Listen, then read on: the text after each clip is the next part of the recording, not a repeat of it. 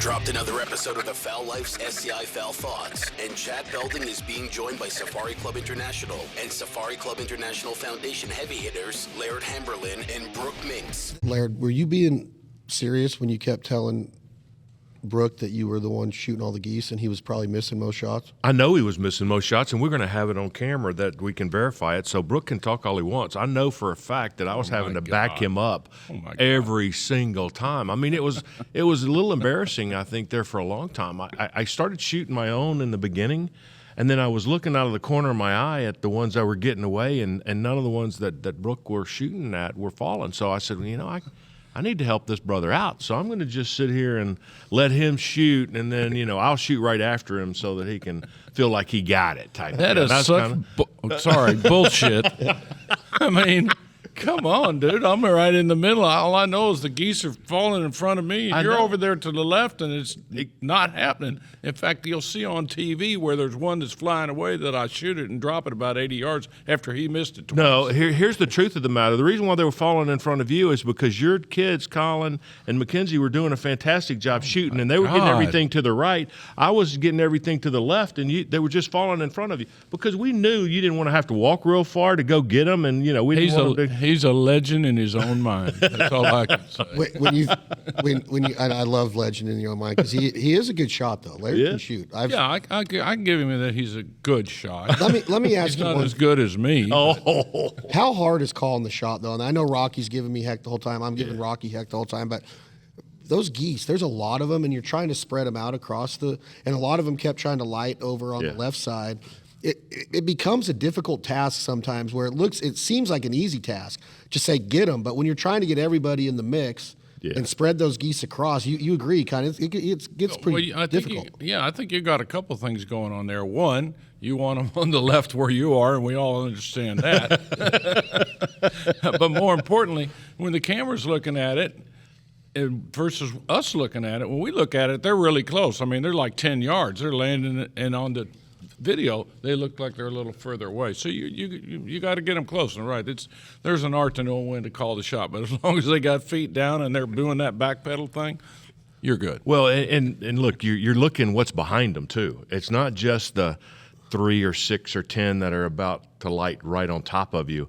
It's the 100 or 200 or 300 that are coming in right behind them. And you want to say, okay, we can get all 6 of these that are putting their feet down and doing the backward flap to light, or we can wait another 10 seconds, 15, 20 seconds for these 100 to come in and start funneling and doing their flipping and all that kind of good stuff. And it's tough. I mean, that's a tough job. I tell you what happened to me one time, you know, this hunting season, after I hunted with you and calling the shot, we had some ducks circling, and they circled the first time, circled the second time, and you think, okay, are they going to come and go that third time and then come in on the fourth time? They're going to do it fourth time and come in on the fifth time. And finally, they just kept getting lower and lower and lower, and my buddies were like, Laird, when are you going to call the shot? When are you going to call the shot? And I'm thinking, is this a Chad moment? Do I call it now, or what do I do? And I just couldn't take it anymore. I was not letting them circle again, which they probably would have, but I wasn't going to do it. I said, take them and, you know, get them, boys, and we got them all. But it's hard. It really is hard. Well, yeah, come on now. Let's tell the truth here, man. Now, when those geese were coming in, which was incredible and amazing, as you've seen on the video, 40 years ago, I was a guide. I used to have my own hunting service a long time ago. And now he's a lawyer, so let's clear that up. So he went from one extreme to the next. A big lawyer. A big-time lawyer. Anywhere to make money. Yeah. Anyway, but the important point was, when those geese are coming in there landing, I'm not shooting those geese. I'm shooting the ones that are up and back and behind, because I know everybody's going to mow those down, which is what happened. Easy target. Let me ask you. So when you see the ones falling in the background, that's me. That's right. Not Laird. So Chad, we're going to have to, after this podcast, we're going to have to show both the visual podcast and the audio podcast. We're going to have to show the true pictures, the video of those shots, and you can slow it down. You know who's shooting what. Oh, we had cameras right cameras everywhere. So the truth's going to come out, and then I'm going to call you out all the time. You know. Oh yeah, sure. The guy that goes to Mississippi that has no ducks. I don't know what you're talking about. You dropped a bunch of ducks. How does it work in your guys' minds? And we're at the convention here in Nashville. What another 52nd annual SCI convention. Yep. Congratulations on everything. This has been amazing. We're on day 3 on Friday right now. But tell me, both of you, for a little bit of, you've hunted all over the world, and you've had a lot of big trophy animals. Okay, quote unquote, a trophy can mean anything to anybody, but you've had a lot of animals in many countries in your crosshairs. How is it that ducks could get you guys so excited when you've hunted the biggest sheep, the dangerous 5 of Africa? You've hunted the stag in New Zealand and Argentina. You've done it all. How could a little speckled-bellied goose or a mallard duck or a green-winged teal get somebody so excited that has had all those experiences? Because I get to pull the trigger more than once. You like that about it? Yeah, and it's a social sport. It's so exciting. I mean, you know, you're out there in the morning. You know, you got the darkness, and you're putting the decoys out, and then, you know, it's not just, if I was chasing an eland, I might be walking 10 or 12 miles during the day. If I was hunting a leopard, I might be sitting in a blind. And it's all about shot placement, and it all occurs in about 5 seconds. Well, when you're waterfowl hunting, not only do you have your buddies that rib you like Laird over here constantly, and then we have the true shooters over here between Chad and me. It's just exciting. I mean, you know, and it's an art. You know, shotgunning is an art. If I'm shooting a leopard, there's no lead, right? I'm shooting him on the crease, 1/3 up, depending on the bullets you're using. But when you're waterfowl hunting, you know, if he's crossing right to left, you know, you got this lead. It depends on what the wind is. It's just an exciting time. I love it. I wake up like a 6-year-old every morning when it's time to go duck or goose hunting. And while I love all the experience, whether I get none or as many as the limit allows, you know, it's just fun. But having the limit, being able to shoot, is what's part of that experience. So, you know, we don't look forward to days where there's 0, and there's very, very, very few of them. Laird, you're about to talk, but you're the CEO of Safari Club. I'm the CEO of Safari Club International and the foundation as well. So and he's the president of the foundation. And he's my boss. He's your boss. And he reminds me of that often. And me. Yeah. Don't forget that. But you're from Mississippi, Laird. Yep. And one of your favorite saying is DDT, deer, ducks, turkey. Yeah.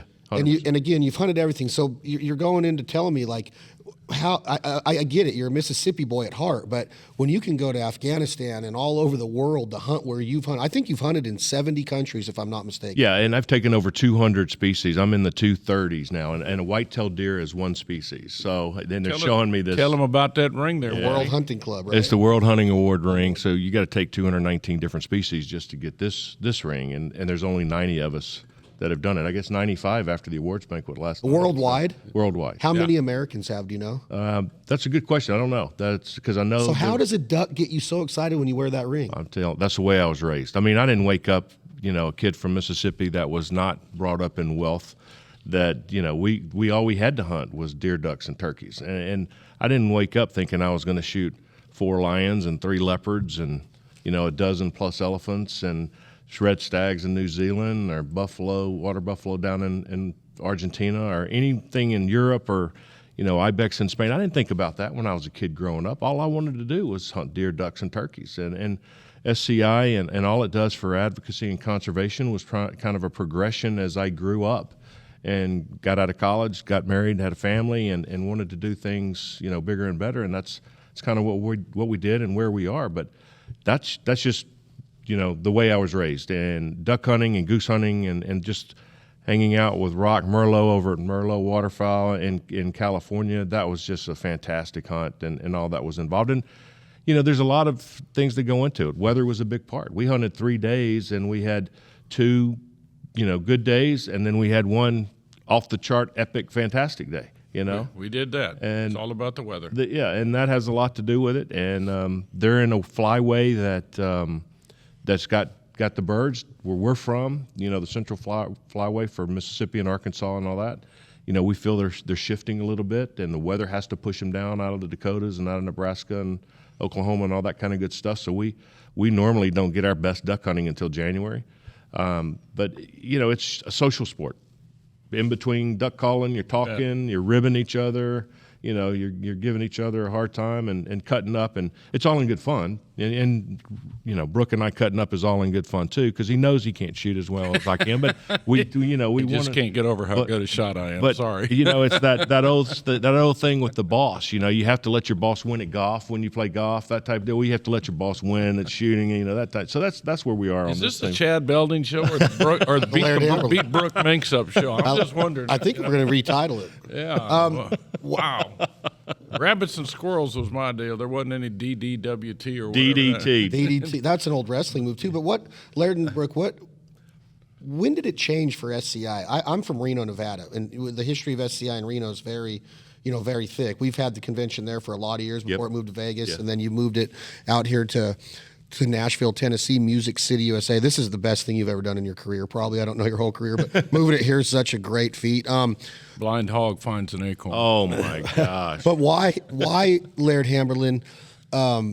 When did it change for SCI? Because I never thought of being a member of SCI when I started my duck hunting career, which later in life, at 27 years old, I went to the convention, but I never had aspirations of going to Africa, and that's what I always thought SCI was. Mm-hmm. Was it, or is it just as the message changed? No, I think the message has changed. Part of it. I mean, Safari Club International, Safari, is a Swahili word for journey, and it doesn't matter if it's a journey from one city to the next, one county to the next, one state to the next, from the U.S. to Canada and Mexico, or one continent to go hunt in Europe or Africa or whatever. It's a journey, and that's what it's all about. And I think SCI was kind of in the old days, and still is, very much on the advocacy side, and didn't really get out as much as they needed to into the general population. And then we had a huge growth in our chapters, because the chapters have banquets and fundraisers in their cities. And just, compared to other organizations, 70% of the funds raised that are raised at those local banquets stay in the local areas. 30% goes towards advocacy in the Hunters Embassy up in Washington, D.C. But we've started to get the word out more. We've started to get the messaging out. SCI was kind of helping other organizations with their messaging and help get sheep on the mountain, or get goats over here, or doing something else with roe deer in Europe, or ibex in Kyrgyzstan. And we were kind of the ones in the background helping do that. But then we kind of had a seismic shift, and we go, wait a minute, why do we need to be in the back of all this? Why do we need to lead from behind? Why can't we lead from in front? And that's kind of where SCI is going. And what it's done is, instead of, pushing everybody from behind and leading them where they should go and trying to help them get there, we're now taking the reins and leading the whole out front. Well, in the hunting world, frankly, SCI is the leader. I mean, our mantra is, for the SCI side, first for hunters, which that's advocacy and lobbying, right? And then on the foundation side, we're first for wildlife. All about conservation, sustainable use, hunting, conservation, legal, ethical, all that. Of course, we're totally in support of that. And then education. We've got to educate not only our hunters, but the most important thing is we've got to educate the 80% in the middle who do not hunt, but do support hunting if it's done in the correct manner, which is what we're all about promoting. And we've got conservation projects literally all over the world. Whether it's a leopard survey that we're working on in Botswana, or we're considering doing a survey of mountain lions in Texas, or we're dealing with grizzly bears and black bears in the Yukon and the lower 48. We've got our hands in everything to try and do what we can to promote and continue sustainable use conservation. That's where it's at. Yeah, most people don't realize that 60% of the funds that we spend out there on conservation and projects around the world are spent right in the United States.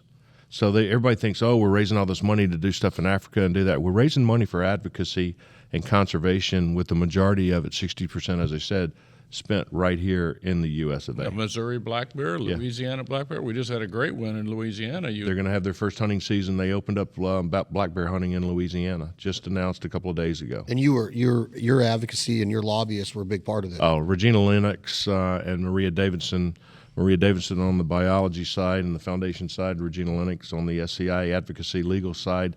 They're the ones that really put that together and made it happen. And that's the kind of thing that nobody knows about. You know, we've got 8 attorneys on staff at SCI. You can't, I call them critter clubs, and I'm a member of all of them, by the way, and they're all great organizations, by the way, Rocky Mountain Elk Foundation, DU, Mule Deer, Wild Sheep, GSC, all of them. And like I said, I'm a member of all of them, but I call them critter clubs. But you can't add up all of those critter clubs together and find 8 attorneys working for there. And so we're the ones, again, out front that are helping try to get things over the line. And some people can't, they can't do any kind of advocacy work. A good example of that, CSF, Congressional Sportsman Foundation, fantastic organization, works with, the politicians in D.C. Jeff Crane's their leader up there. Richard Childress is their chairman this year. Great organization, but they're C3, so they can't do advocacy work. So they're having to find other ways in which, that they can get the help that we need to protect hunting and make sure that, the First for Hunters and all the bills and all that are making sure there's nothing being snuck in there. And because that happens a lot. But, we're able to take the legal side of it, whether it's, in Europe, we've got 2 lawyers over there, Juan and KK, that kind of make sure that we're looking after all the stuff that happens on the European side. And we got the other attorneys here in the States that are looking at trophy band imports and things that might be going on in Africa or Asia or anything like that. But 8 attorneys on staff, that's what all they do all day long is look at that state and federal issues as it relates to hunters. When along that same theme, guys, you're laying in a goose decoy spread in California. California's got a pretty bad reputation when it comes to hunter rights and politics against hunting, anti-hunting, the sin tax, they called it. I saw some news this morning, I believe you guys probably know already, but I guess that a judge is intercepting that. I don't know all the details. I just saw a quick blurb this morning. But black bears, mountain lions, bobcats, trapping, you name it, it's gone through and started in California and kind of spreads eastward in a lot of ways. How awesome is California, though, for the outdoorsmen? People need to see it. They need to experience this. You fly into Sacramento and come a little bit north. It's a sportsman's paradise, right? It's amazing. I mean, I'd let Laird fill in behind me. I'm sure he never runs out of words. But when I said 40 years ago I was a guide, that was on the Katy Prairie, the Eagle Lake Prairie, the Lissy Prairie, the Garwood Prairie, Egypt. All there just west of Houston, about an hour, which unfortunately half of what I just mentioned is now all homes and office buildings. Very sad. It used to be tens of thousands, actually probably hundreds of thousands. I think it was close to 1 million acres in rice, and now we don't have that rice anymore. Not like we used to. So, like you had been talking, things have moved. Geese have moved. They don't come down at Texas as much as they used to. Waterfowl do. But one thing I wanted to tell you, Chad, about when you talked about waterfowl, with the foundation, education is a big element. Those are 2 pillars for us, conservation and education. And we've just recently partnered with Delta Waterfowl in a program that's called the University Hunting Program. It's exactly a program that we were going to do until I found out my good friend John Davis, Director of Development for Delta Waterfowl, was already doing this program. And so when you say, well, what makes waterfowl so exciting? It's the easiest entry into hunting there is in a social aspect. You can go do squirrel hunting, but you're going to be by yourself. You go rabbit hunting, you may be walking through the forest with 2 or 3 people, maybe. But when you're waterfowl hunting, you could have 5 to 7, 8 people. And if you're goose hunting, you could have a lot more than that. And so it's our job to educate those people like I talked about and to let everybody know the good things that are happening. Well, the wildlife managers, the ranch managers, the biologists, all these people, these kids that are in college, and respectfully kids, that are in college, that are in these programs, 90% of them don't hunt. So we get them out there, Delta does, and we're a supporting partner now. We're in over 100 universities, headed towards 300, which means we're educating these people that didn't hunt. We're taking them out on a hunt. They do a hunter safety course. They do a shooting safety course. They do shooting day. And then they go on a hunt, on a real good duck hunt because it wouldn't be. You can't take 5 people to go on a elk hunt, right? So it's just such an easy entry into the hunting world. And now these people, when we survey them afterwards, 80% of them are still hunting, and they're looking for more places to hunt. So education is a big thing that we do, right, Laird? Yeah, and I think that we need to educate the general public about hunting in California, because I tell you, California gets a bad rap about, they're the left side of the world, or whatever you want to call them, and they're the land of fruits and nuts and all that kind of good stuff. And there are some fantastic people in California. And look, they've got those type of people I just mentioned earlier everywhere. But California, because of its liberal policies, have kind of been tagged the most. But you get outside of Sacramento, and it's just like, farmland where I'm from. I mean, it's just, I mentioned Rock Merlot earlier. He's doing the same thing our farmers were back home in Mississippi. I mean, it's just a farming community, and hunting is a big way of life out there. Well, the thing in California that I was going to tag into the geese moving out of Texas and Louisiana and staying up in Arkansas is I'd never been to California hunting. And when you said waterfowl hunting, the only thing I'd seen was all the basins drying up and no ducks. And I'm like, what waterfowl hunting? Well, man, was I in for a shock. Because once you get off that plane in Sacramento and you travel for, it might only be 45 minutes headed out to, the Northwest, I think it was. Yep.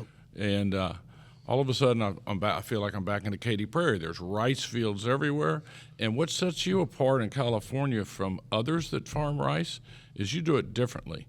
You place a lot of water on the rice fields to decompose the rice straw that you actually, when they've harvested the rice, it turns almost into cotton. I mean, you can see it there. So they have to get water on their fields, and then they move it from field to field. But nonetheless, there's an incredible amount of water in rice fields out there in that area. You got rice, a lot of it. You got water, you got a lot of it. You got what you got there. The amount of speckled bellies is unbelievable. I think the limit's 10. Yep. The Canadas, I mean, snow geese everywhere, Ross geese, and then, of course, almost every other flooded flat that you see, there's swans. Of course, I guess you can't hunt swans out there, but they're everywhere. It truly is. It reminded me of the 1980s in Texas. It's a waterfowl mecca out there. And pintails, oh my gosh, the pintails. To walk across them. Oh, I know, and you're duck hunting, in the afternoon, deer or goose hunting in the morning, and you have these ducks come in, and there's like 6 widgeons and 3 teal and a good mixed five pintail in there, and all you're thinking to yourself is the limit is 1 pintail, and don't shoot the pintail. So you're trying to, it makes it even more challenging, because you're having to say, okay, I'm going to get the teal out of this group, or I'm going to get the widgeon out of this group, because those are the fast flyers that are flying with the pintails, when they come in like that. But my word, there's pintails everywhere. Yeah, there are. Nothing like blue-winged teal, though. Yeah. I love blue-winged The teal. rumor is that the sprig limit's going to go up this coming season. So here's what I know. John Davis, Delta Waterfowl, they've been working on this for a long time. And it's my understanding from him that the limit in Texas, and maybe it be federally as well, and it's just not limited because it's a federal species, right, migratory. He said it's going to 3, and it could go to more, because the pintails, hunters don't have any effect on the pintail population, is what the research has shown. What happened is the pintails, where they nest, which is out on the prairie, the no-till farming ends up destroying the pintail's nest. That's what's happening in Canada. That's why there aren't the number of pintails. But if you look, the population of pintail is pretty just flat. So the government, federal government, Fish and Wildlife Service, having determined that, hunters really aren't having an impact, that's why the limits are going up. And the thing that gets me where I'm from, down in Mississippi, where we hunt, it doesn't, as I stated earlier, it doesn't get cold, and the birds don't get pushed down until really January. You got your early flights that are there for the opening weekend. That's the weekend after Thanksgiving. And you might have some local birds down there that are just down there every year. But the real new birds that get pushed down, it doesn't happen to January. We're like, why can't we have this season go into February? And that would be perfect. Not open it up in November, or not even December, or maybe the middle of December, and just do January and February. We're told, and I don't know, this is your bailiwick, Chad, is that they're paired up by February, and that you would upset the apple cart as it relates to the breeding and them migrating back north if you extended the season into February. But the best time to go hunting where we are is the youth hunt, because that's the weekend after the season closes. Yeah. You know, Those are in February. Yeah, we used to have our youth season before the opening of the season. Yeah, so did we in Texas. And it was great because the kids didn't get cold and all that kind of good stuff. But there's just in most cases, no birds yet. And in some cases, water. A lot of people had issues with water this year. But, now we've moved it to after the season closes, and it's in the first weekend in February, and they're just having a blast. And the kids that's what it's all about, is to get the kids. And, You bet. Even if the weather's great, or even if you don't have as much water as you need, by the time it happens in February, they're going to be shooting ducks, and that's what you want them to do. There's a lot of factors that go into the question, where are the ducks? Where have the ducks gone? And that's a whole other conversation for another podcast. But this year specifically, I mean, there was feeds of 5,000 Canada geese in Saskatchewan the week after Christmas. Oh, wow. So if you think about the amount of birds that were still north of the border because no snow, the temperatures were very mild until almost mid-January up there. That's right.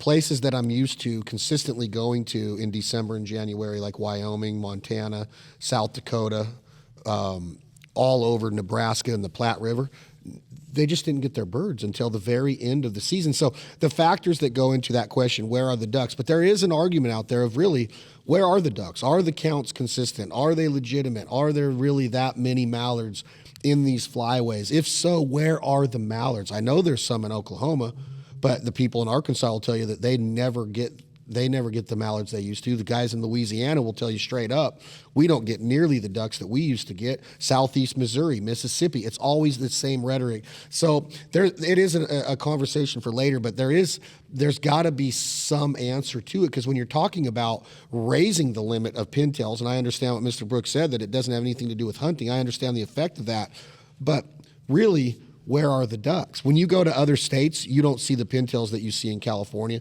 You don't see the amount of specks. You go to Arkansas, you see a lot of specks, but where are they? I understand that there was good hatches last year of speckle bellies. Snow geese this spring should be very awesome in the reverse migration, but there is a question.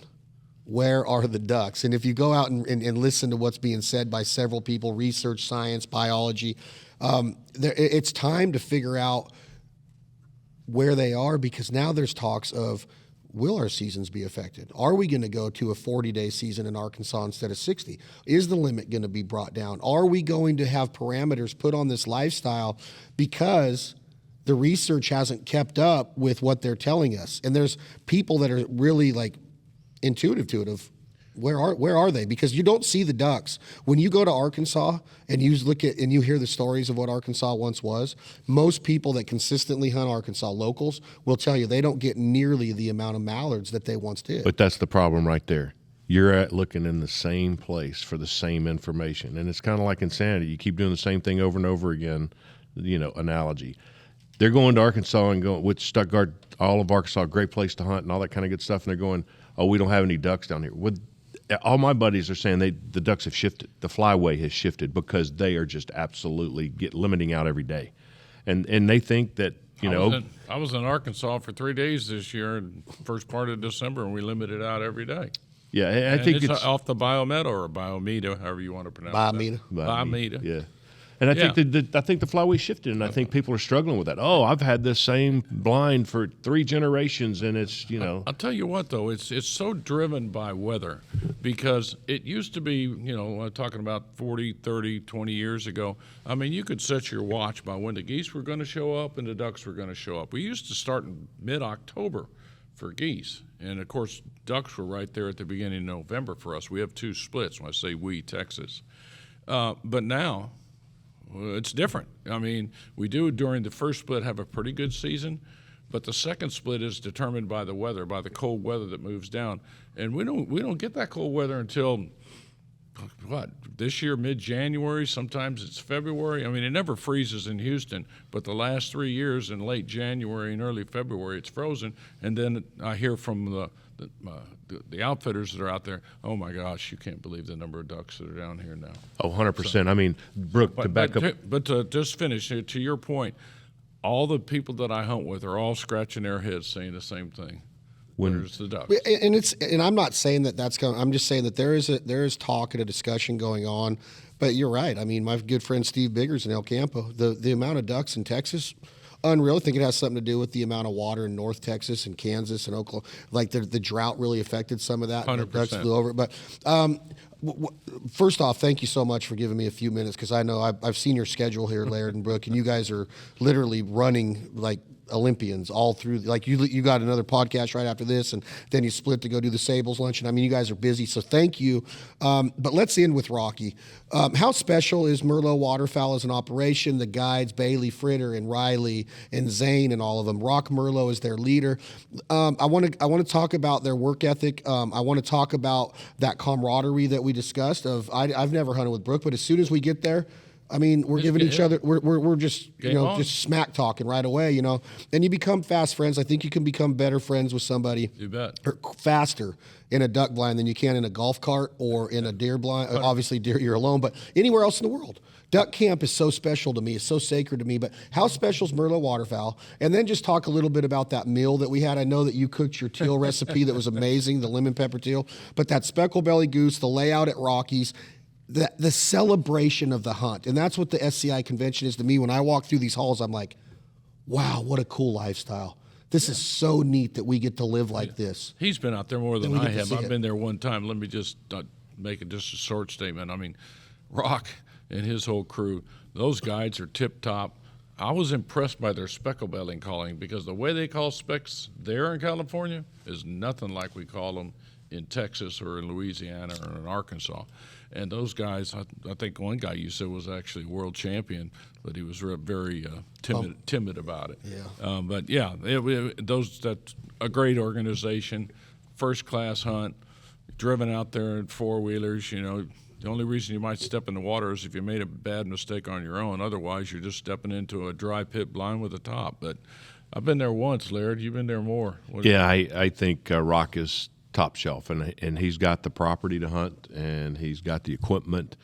The guides out there, I mean, they're out there scouting just like any other hunting outfit. They're out there scouting the next day, trying to figure out if the geese going to dry land, wet land, combination of both. They've got the program down pat, and they know based on the wind and the weather of all different types, rain, that kind of thing, to do what you need to do to make it successful. And I can't talk enough about Merlot Waterfowl. And Rock's here at the convention, and he's never been here before, and we talked him into coming, and he's like, holy shit, I had no idea. Well, the whole thing was, to take my kids out there, to take Colin and Mackenzie. Mackenzie's 24. She loves to hunt, whether it's four-legged or waterfowl. She really loves waterfowl. Or my son Colin. It was all about them, and I can tell you that they had an absolutely fabulous time. Awesome. And thank you for the gun that they ended up getting. Benelli, a very nice gun. Took me a little while to figure out, since I shoot a Beretta. That was Laird's fault. That gun's been at Laird's house in his safe for 8 months. Oh my gosh! I knew the wrong address. Let me tell you what. That's a good gun. That's a Super great Black Eagle 320 gauge. Yeah. Oh, in camo, 26-inch barrel. Get ready. Well, let me tell you what I'm doing with mine. I just got a new one now, and I'm sending mine to Rob Roberts. I'm going to get mine. Wasn't he a blast to have? He was a lot of fun to have in the blind. He's got some cool guns, and he's a cut-up, man. Oh, yeah. Man, we decided to pose for a picture. We're all standing there holding ducks. What's he do? Lay down in front of us and pose like this. He was in Vegas last week for SHOT Show, and you talk about a fish out of water. Oh, really? You take a backwoods Arkansas guy and put him in Vegas, and I mean, it's just like, he needs to come to this. Rob Roberts, thank you for what you do. Rock Merlot, what Laird said and what Brooks said, my sentiments exactly. Thank you.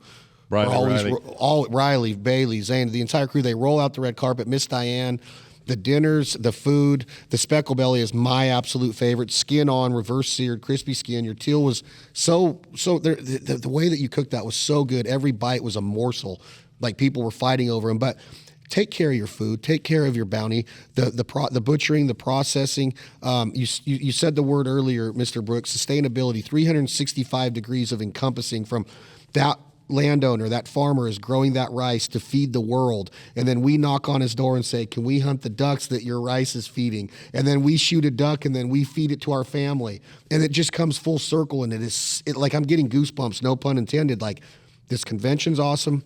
This lifestyle is awesome. Jason Aldean, thank you for last night. What a freaking concert at the Bridgestone Arena right here on Broadway in downtown Nashville. The 52nd annual Safari Club International Convention at Music City Center. We will be back in Nashville in January of 2025. For the next 10 years, actually. Next 10 years. Can you imagine? Thank you, Laird Hamberlin, President and CEO of SCI, the CEO of the SCI Foundation, Mr. Brooke Minx, M-I-N-X. He is the president of the SCI Foundation. Get involved in both. You heard it from both gentlemen today. They are different, and they both have unbelievable goals that they're putting hunters first and fighting for our rights every day. And when you wake up and you get to go get on that boat ramp in Arkansas or that Missouri River in western North Dakota out of Bismarck, and you see all those ducks and you see all those geese and that coffee and that steam and that dog and Mother Nature and the man upstairs at its best, the glory of the hunt, please understand that there's people like Brooke and Laird and their entire organization here at Safari Club and SCIF, Safari Club International Foundation, that are fighting for our rights relentlessly when you're on that boat ride, when you're walking out of the woods with that strap full of ducks or dragging that Rocky Mountain elk off a mountain in Utah. It is an amazing organization, safariclub.org. How do we get involved in SCIF before we leave the foundation? Laird, you can take this, but it's easy to just go to the website and you'll be able to click. Is it a different website than Safari Club? Yeah, same thing. You can go to safariclub.org. You can click on the foundation section there and get involved. The foundation's a C3, SCI C4. Love to have you involved. The chapters out there, the majority of the chapters are C4, raising money to keep locally, to do things with ducks and with elk and with mule deer and everything else. Look here, $5 matters. $5 does matter because Brooke needs to buy more ammo. So if we can, yes, he does. Brooke, thank you. Hey, Mr. Brooke, give me a high five. Thank I was you. shooting all the Laird's. Laird, thank you, Chair. Thank you, Chad. This has been an amazing experience. And look, you're going to hear this podcast soon. Get your hotel rooms and get registered for the convention next January 2025. It is a spectacle, and I've never seen energy like this in a hunting convention. There's a lot of good ones like Laird touched on, but this, like what Forbes magazine called it, the Super Bowl of hunting. Thank you all for another episode of the Fowl Life Podcast, Safari Club's Fowl Thoughts. For Laird Hamberlin, Brooke Minx, I'm Chad Belding, coming at you live from Music City Center in downtown Nashville at the 52nd Annual Safari Club International Convention. Thank you all for listening to this episode of the podcast. We'll be back with more great guests and episodes soon. Appreciate you. Stream every episode of The Fowl Life's SCI Fowl Thoughts with Chad Belding on SoundCloud, iHeart, Spotify, thefowllife.com, or on your favorite streaming platform. Listen in.